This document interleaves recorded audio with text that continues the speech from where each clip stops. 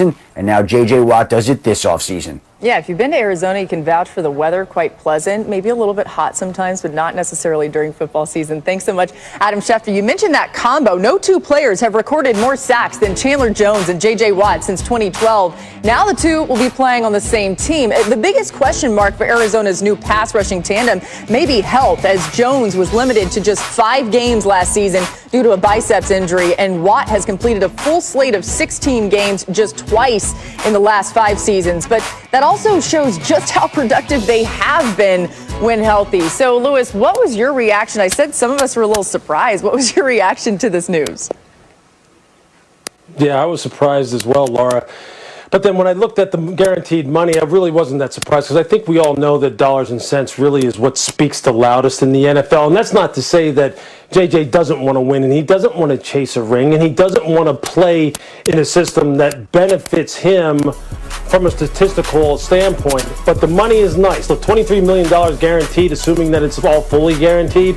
That's a lot of money for someone who comes with the kind of risk that he comes with from an availability standpoint. But make no mistake about it, if he's healthy and he's on the football field, him along with Chandler Jones and along with a guy like Hassan Reddick, if they can get him re-signed, being that he's a pending UFA, and then the rookie, or rather the second-year player, as Isaiah Simmons, as he continues along here, they have a lot of movable chess pieces for defensive coordinator Vance Joseph to move around here. And if they can get some other things cleaned up on this football team, namely not shooting themselves in the foot, not being one of the most penalized football teams in the NFL, and Kyler Murray continues to develop as the leader off the field and someone who can really just galvanize everyone else around him, this is a very intriguing and interesting football team, being that they're in one of the toughest divisions in football.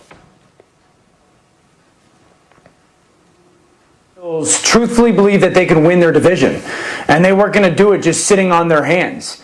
You know, this is a huge signing, and it's the signing. I don't think it's the last one. I think Arizona's looking at this as a 2-year window and make some moves, and this is the first of many moves to come for them, because we have to remember that they have that financial flexibility with Kyler being young and on that rookie deal. And so J.J. Watt is still a capable player. He may not be NFL Defensive Player of the Year caliber, but he's still a guy that had 14 tackles for loss last year. That's going to help a defensive line. 7 batted balls, 2 forced fumbles. And you heard Shefty and Lewis mention Chandler Jones. Well, just think of what they can do, not only when those guys are now opposite each other, but putting those guys on the same side. You're going to now create a lot of issues for teams like the Rams and the 49ers and the Seahawks to go, how are we going to block these guys? What's our game plan? Who can block maybe one of these guys one-on-one? Do we have to go and send our offensive line all that way? So I like them being aggressive. I like the fact that Arizona's realizing we got a young quarterback who's cheap, and this is our opportunity to go make a run at a couple division titles. And they weren't going to do it just sitting back. And so now you go get J.J. Watt, and I promise you other free agents are watching there going, okay, we've seen in the past couple years, some teams have made some free agent moves and it's worked. Maybe I'll follow. Yeah, you know, the other thing, too, about all this is the Vance Joseph piece in it. And since he's taken over for defensive coordinator in 2019, the Cardinals ranking 3rd in the league in blitz percentage behind only the Bucs.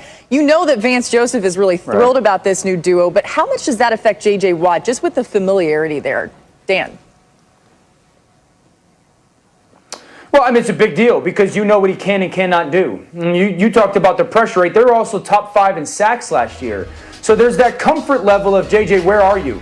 Not only this, Laura, but like they'll be able to sit down and go, what days do you need off? Do you need a Wednesday off every other week to get your body right?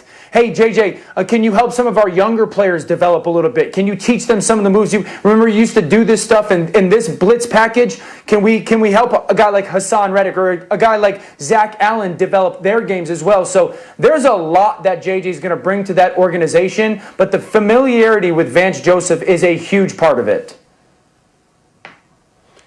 Yeah, Laura, in my time in personnel, I can just tell you this. Some of the most successful veteran player acquisitions that I was ever a part of involved players who had familiarity with coaches on the staff and or key players already on the football team. Because now that player comes in, you already know what they bring to the table. There isn't this feeling out period. You probably have talked extensively before they even step foot in the building, so you can hit the ground running right away. So I think that's a huge part of it. I wouldn't doubt at all that JJ really factored this into his decision, given the fact that he played on some very good defenses when Vance was the defensive back coach in Houston in the early part of his career. These are just simple, easy type of things that you have to consider when you're trying to forecast whether or not a player is going to pan out well with a new team. Yeah, kind of interesting, too, guys. The Cardinals host the Texans in Arizona this coming season. Much more ahead on J.J. Watt here on NFL Live, but also the reason Alabama quarterback Mac Jones is getting compared to the best-to-ever scouts, buzzing about a Brady type of QB rising on the boards. And that would be ESPN. Well, first of all, ESPN Patriots reporter Mike Reese recently spoke to Mel Kiper Jr. about a very interesting QB comp for Alabama quarterback Mac Jones. And I hate to say it, like, I mean, he's got a little bit of Brady in him. Yeah. You know, and I'm not saying he's ever going to be Tom Brady. He won't be close, probably. But, you know, you never know. But he's got that competitiveness. He kind of does everything with a smile. And, you know, Brady didn't smile probably as much as he does. But, I mean, he's one of those guys. He's so smart. He picked that offense up in Mobile like it was nothing. And while other quarterbacks were struggling with the verbiage, you know, communicating that in the huddle, he was, boom, in and out of the huddle quicker than anybody I've ever seen.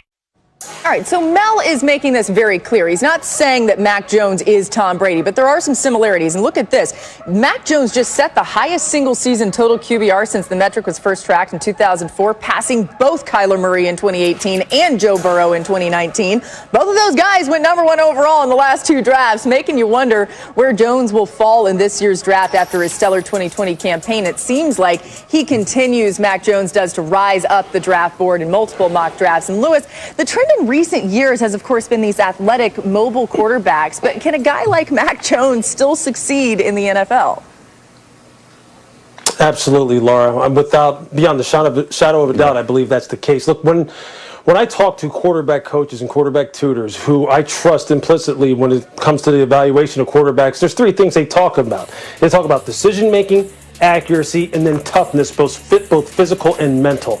And Mac Jones has all three of these areas just absolutely nailed.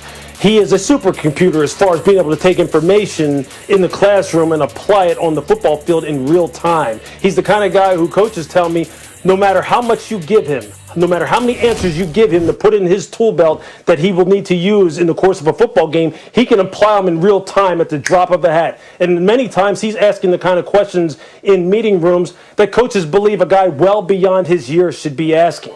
Now, as far as his accuracy, I mean, it speaks for itself on the football field. And it's accuracy at all three levels of the football field. It's accuracy with a variety of different ball handling procedures that he has to undergo, whether it be in the gun, whether it be in pistol, whether it be under center, whether it be straight drop back, whether it be play action, 3, 5, 7-step drop. He's done all of that stuff. He's done it all. And then as far as the mental resiliency and the toughness, just think about this. Think about what he fought through down at Alabama. As someone told me, look, that situation was tailor-made for him to go ahead and leave Alabama, transfer somewhere else where it was much easier for him. He didn't. He succeeded. And as long as you protect him in the NFL, he will win from the pocket at the NFL level. It has to be right around him, but he will win in the NFL level.